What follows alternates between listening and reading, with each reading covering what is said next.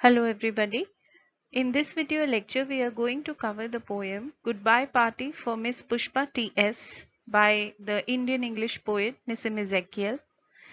It is a social satire from the poet, and he has basically tried to depict the use of colloquial English by the Indian speakers and how they love to speak in English, but unfortunately their pronunciation does not seem to be appropriate, or you can say that it deviates from the standard form of English.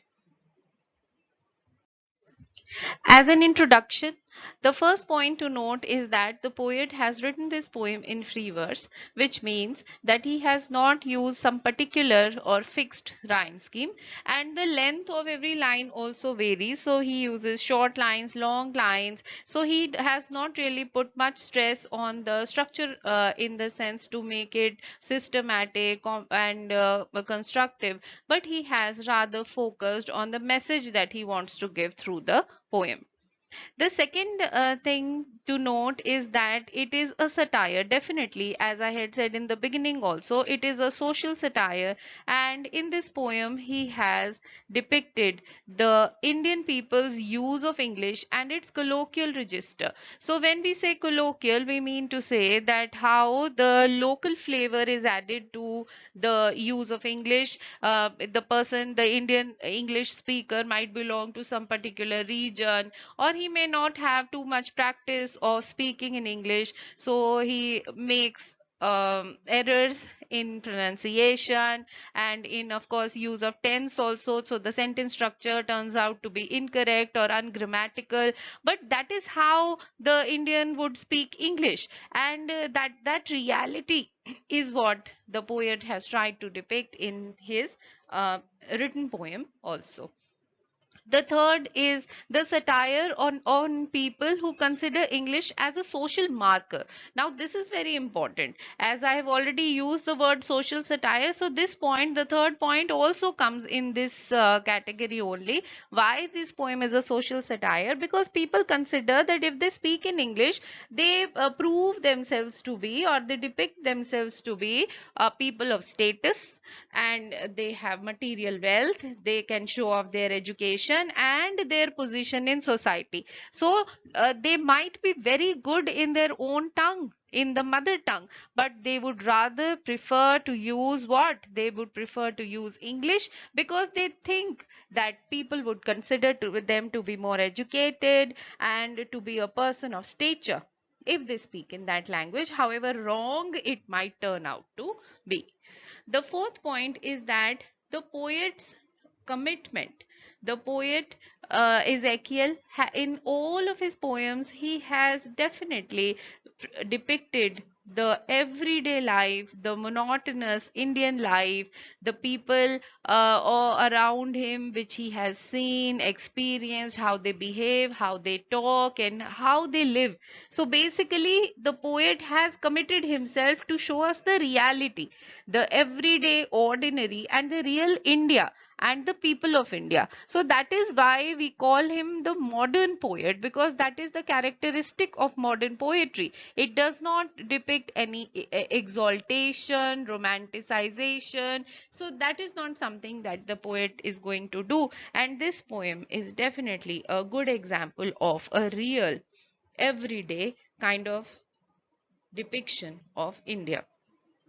Then definitely there is elements of humor, because the poet, in his very witty tone, he gives us all the errors of the person who is speaking the poem. So that person is speaking, he is speaking at a farewell party, it's a goodbye party, just like the title suggests, and he makes all the hilarious errors, and a reader of English, while reading the poem, enjoys it. And definitely there is humor. So satire and humor, they are two elements that the poet has put in his poem. Moving on, and I'm going to read here. You can see the first two stanzas in front of you. He says, Friends, our dear sister. So from the very beginning only we come to know that this is a speaker. This is not the poet, but this is the speaker for whom the poet is writing. So he is, it is as if he is making a speech. He is publicly speaking.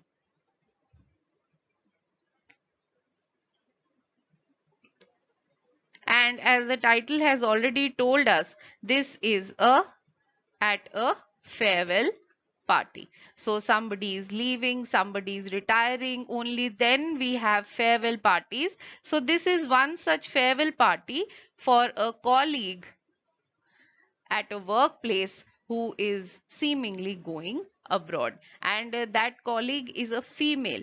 But as far as the speaker is concerned, the speaker, we come to know a few things about the speaker. The first is that person seems to be a superior. He seems to be a person in authority, or you can call that person is a boss. Then the gender of the speaker is unknown.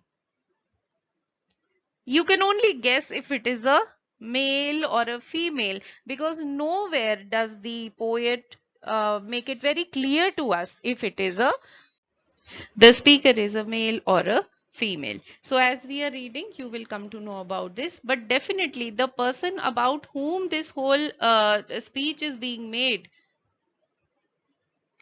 the name is already given in the title,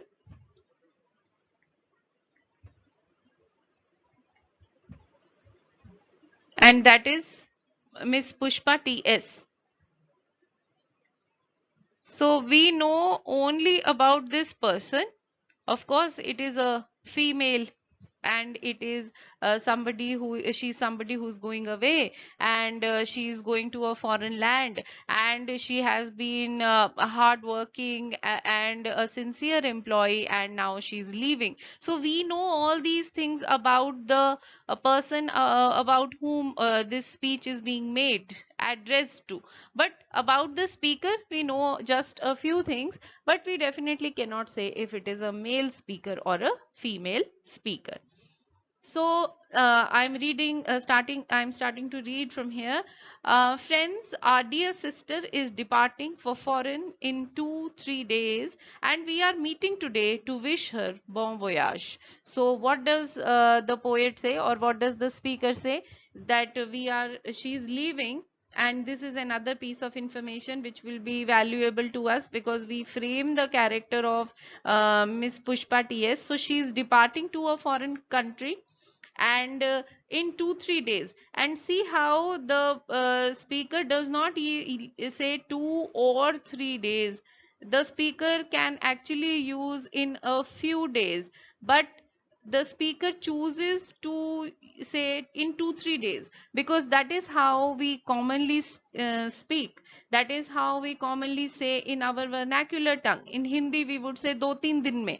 So this is an actual literal translation, and whenever we make actual literal translation from our mother tongue, say from Hindi to English, then we are bound to make mistakes, because the syntax of Hindi is different from the syntax of English. And this is what the speaker is doing. He says, or she says, whatever, friends, our dear sister is departing for foreign. And see how the speaker does not say foreign country, foreign land, just foreign, because this is how casually we talk about going to another country in 2-3 days, and we are meeting today to wish her bon voyage. And another something which is important to note here is the speaker's use of the present continuous tense. See how the speaker loves to use, or he is or she is in the habit of using the present continuous tense. And it may be noted that the poet seems to have made a good observation of Indians who are in the habit of using the present continuous tense in their speech again and again, even though it is grammatically incorrect. So instead of saying we meet today, the speaker says we are meeting today to wish her bon voyage. And the term bon voyage itself, it is a French term, and it means goodbye and happy journey. When somebody goes somewhere or somebody alights on a new journey, new path in life, so we wish that person a happy journey and a goodbye, a farewell. So for that, the speaker is using this term. And you will also note that in the lines which follow, the term is used again also. So it is repeated. It is as if the speaker has learnt this one term, and by adding a term in the French language, the speaker is actually trying to enrich his or her speech. So the speaker believes that if I use a French term or a term from some other language, it will add to my speech and my speech will become better and people will believe to be me to be a very good orator. So in this way, the speaker is proving himself to be a very good orator by using a term from another language. And I'm continuing here. If you will see that the English that the poet has used, so it is not tough at all. There is no use of vocabulary which you will not understand. There are no references from any classical texts or mythology or history which make the text difficult for the reader to understand.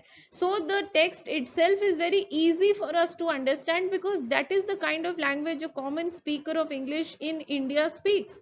They don't use high flown words, no vocabulary of that complicated sort, and rather they make mistakes. So all those mistakes are here. You will see all every anomaly that a speaker of Indian English makes. And he says, you are all knowing. See how the present continuous tense is repeated here. Friends, what sweetness is in Miss Pushpa. Can you see, can you look at this line, how the it is ungrammatical, the sentence structure itself is faulty.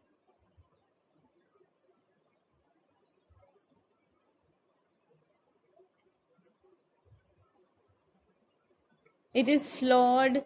And he says, or she says, I don't mean only external sweetness but internal sweetness. So basically, what does this tell us about Miss Pushpa? It tells us that she is a very kind hearted and she is a very sweet personality, somebody who is loved by all, somebody who is fair and kind. And she not only looks beautiful, because the person, the speaker says external sweetness. So she is not only beautiful, but also she has a very beautiful heart. So in that way, it is the praise is being showered on Miss Pushpa. But definitely the terms are flawed. The speaker says Miss Pushpa is smiling and smiling. See how the present continuous is used again and repetition is also used. So this is what we call an incorrect use of syntax. Because what the poet is doing, he is making the speaker speak in the way the real Indian speaker does, with all the mistakes. So repetition, present continuous tense, the structure being faulty, the syntax being flawed, every mistake is there, even for no reason but simply because she is feeling. So he basically means to say that she has a very cheerful personality. So the speaker wants to say that Miss Pushpa has a cheerful personality. So what do we know about Miss Pushpa till now? We know that she is going to a foreign country and she is going to leave very soon, in 2 or 3 days, and that she has been working in this organization and she has been really kind and sweet to everybody, and she has a cheerful personality. Moving on, if you look at the next stanza, the poet says Miss Pushpa is coming from very high family, and see how the present continuous continues. So again, it is very hilarious to read actually. Miss Pushpa is coming from very high family. Now here the use of the word high is wrong, because the poet could have said a rich family, he could have said from a very affluent family, the poet could have said from a family of social distinction, but he or she, whoever the speaker is, prefers to use the term hi.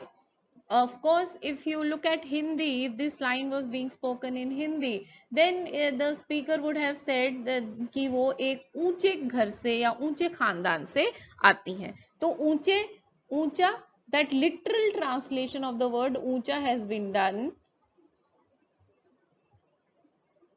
from Hindi to English, and it has turned out to be high family, which is incorrect if you look at it in terms of the use of term. It is an incorrect usage of the term high. Her father was a renowned advocate in Balsar or Surat. I am not remembering which place. Now look at the use of present continuous here again, and see how the speaker now starts mentioning the family of Miss Pushpa. So he not only speaks of Miss Pushpa herself, but he also starts talking about the family of Miss Pushpa, but he does not have accurate information. He does not. The speaker seems to be ill prepared for the speech.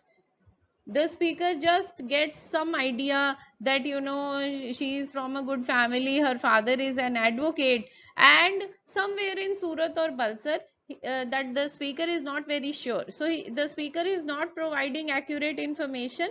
It is not accurate, and the speaker seems to be very very ill prepared for the speech.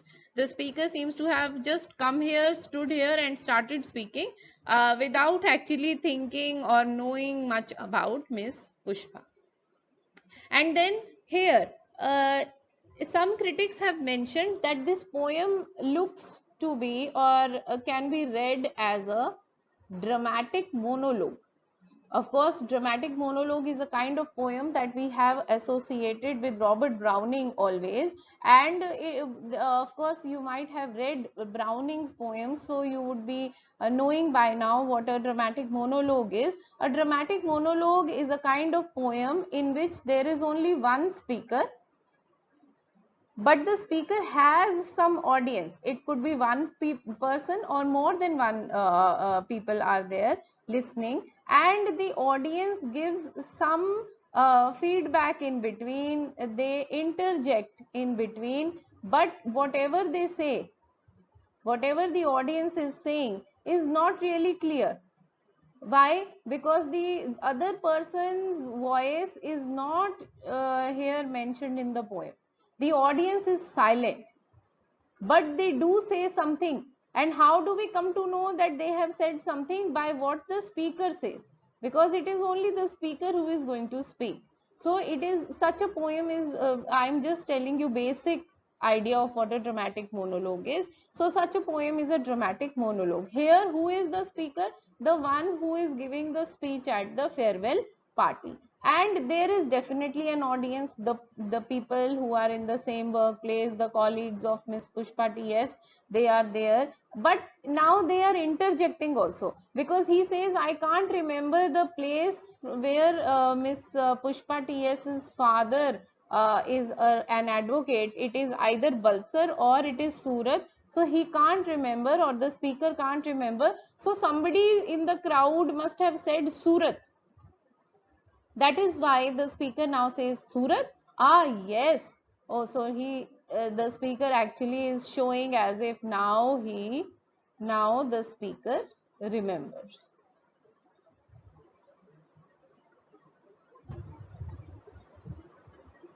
Ah, yes. Once only I stayed in Surat with family members.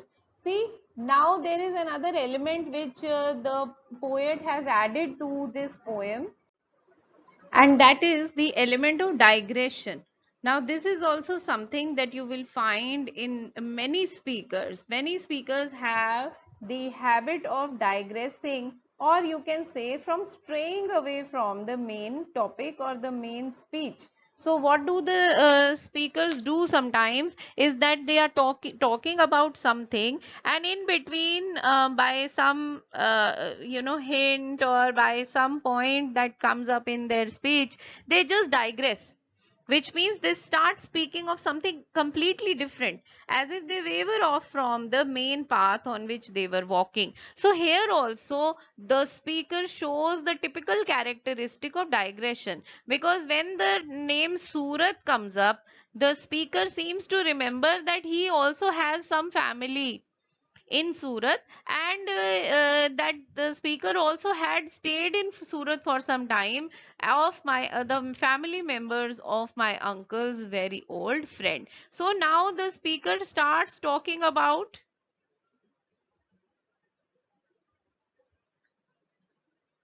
his or her stay in Surat. This has nothing to do with Miss Pushpa. But the speaker forgets that here he or she is supposed to talk about Miss Pushpa and not about himself or herself.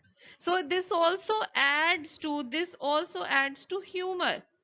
So the reader actually laughs out loud because the speaker starts talking about himself or herself. And suddenly coming back to Miss Pushpa, she is most popular lady with men also and ladies also. See, again this adds to the humor. You would never say that she was popular with men also and ladies also, because this could actually be objectionable. But basically what the speaker is trying to say, that she was an amicable person and she had good relations, friendly relations with everybody in her colleagues, be it men or women. So she had a friendship with everybody in the workplace, which is obviously a good thing. To be amicable, to be a team's person, it is a good thing. But look at how the speaker is presenting it, or wrongly speaking about it, even though definitely the intention is not to say anything bad about Miss Pushpa. But here, in saying that she is most popular with men also and ladies also, basically the use of the choice of words turns out to be hilarious. The meaning turns out to be hilarious. And moving to the next two, the speaker is now saying, whenever I asked her to do anything, she was saying, just now, just now only I will do do it. So here it is as if the speaker is quoting lines from what Miss Pushpa says. So what does Miss Pushpa say? Just now only I will do it. So this is again, if you look at this very carefully, just now only I will do it, this is definitely not a correct use of sentence or sentence structure. You can say incorrect use of sentence structure. This is not how the correct way of writing a sentence in English would be. Of course, we come to know what the speaker is trying to say. The meaning is clear to us, but the appropriate structure is not there. It is as if the speaker is making, again, I am mentioning this again, it is as if the speaker is making a literal translation of a reply that Miss Pushpa had made in Hindi. So from Hindi, the speaker seems to make a literal translation into English, and the whole sentence is all jumbled up. You would never say just now only. Okay, this is not the way the correct English sentence would be structured. But what do we come to know about Miss Pushpa from this line? That she was a sincere, hard worker, and she never refused a command, an order, or a work that was given by the boss. So she did not refuse anything, that the any work that the boss assigned to her, and the boss also notes this, and the boss is happy about it, and the boss appreciates it, and that is why the boss says that is showing good spirit. See how present continuous tense is used again. And this has been happening throughout the poem, where this sentence is not needed at all. This kind of tense is being used again and again. That is showing good spirit. I'm always appreciating the good spirit. So here, in praising Miss Pushpa, the speaker praises himself also, or you can say herself also. Why? Because the speaker is trying to say how she is a good boss. Because if a person works hard, then as a good boss should do, the speaker always appreciates. So in this way, it again adds to the funny element, because the speaker seems to be talking about himself more than he's or she's talking about Miss Pushpa. Moving ahead, Pushpa Miss is never saying no. So now again, it is the repetition of this thing, that she never refuses a job assigned to her, which is a good thing, and which is why the boss has so much praise to shower on her. So I'm reading, Pushpa Miss is never saying no. Whatever I or anybody is asking, she is always saying yes. And today she is going to improve her prospect, and we are wishing her bon voyage. And don't forget, I had told you that in the very first stanza only, the speaker had started by using this French term bon voyage, and the repetition of the term, what does the repetition suggest? That this is as if the speaker has crammed it up, जिसे हम हिंदी में रट्टा मारना कहते हैं. ऐसे लगता है कि स्पीकर ने ये एक टर्म को रट्टा मार लिया है और उस एक फ्रेंच टर्म को बार बार इस्तेमाल स्पीच में किया जा रहा है. So what does the speaker say? That because she is a sincere worker, because she is a hard worker, she deserves a better future. Prospect means that the future that awaits her in the foreign land, wherever Miss Pushpa is going. It is not clear which country or which place she is going, but wherever she is going, she deserves to go, because she is a very sincere worker, and she deserves to have a better future, a better prospect in life. And everybody is wishing her goodbye. Now I ask other speakers to speak, and afterwards Miss Pushpa will do summing up. And see, in the last three lines, how is it that we come to know that this is the boss who is the speaker? Because the attitude. Look at this, in the last three lines, the poet gives us an idea, a definite idea, that the speaker is no other than the boss. It could be the lady boss or the male boss, it does not matter, but the person definitely is a superior, because the attitude is of assigning duties and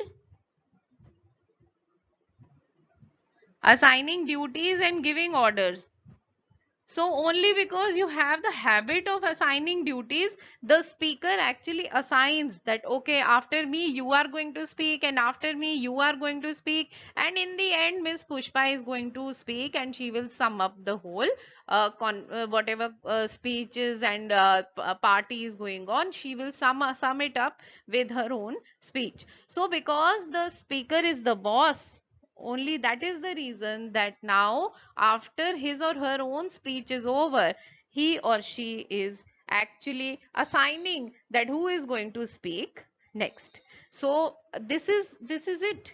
Here, this is where the poem finishes, and this is end of the speaker's speech at the farewell party. But what is important to note, there are as I have already mentioned to you, there is no problem at all in understanding the meaning of words, because the poet has actually worked hard to sincerely copy a common Indian man's speech in English.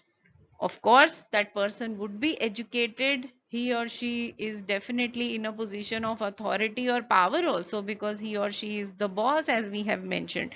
But then, what are the important things that we take away? after we finish the poem.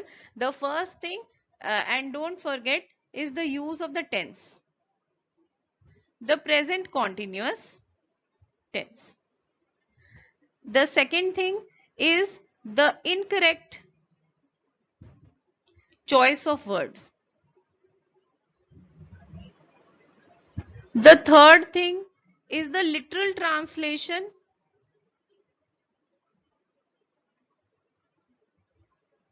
from Hindi, or you can say from the vernacular or whatever mother tongue it is. So literal translation leads to definitely mistakes in the syntax. And then the faulty syntax. Because of the literal translation, the whole syntax is wrong. The sentence structure is also flawed. I have given you many examples of the sentence structure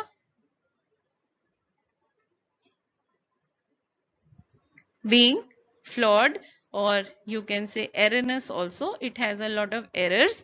The sentence structure has errors. Number 6, it is a kind of a dramatic monologues where there is just one speaker and there is audience, and in between the audience is also interjecting. So it is a kind of a dramatic monologue, right? And all errors of a common Indian speaker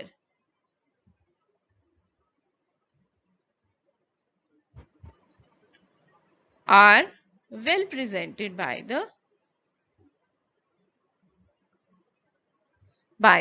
poet. So these are the good things.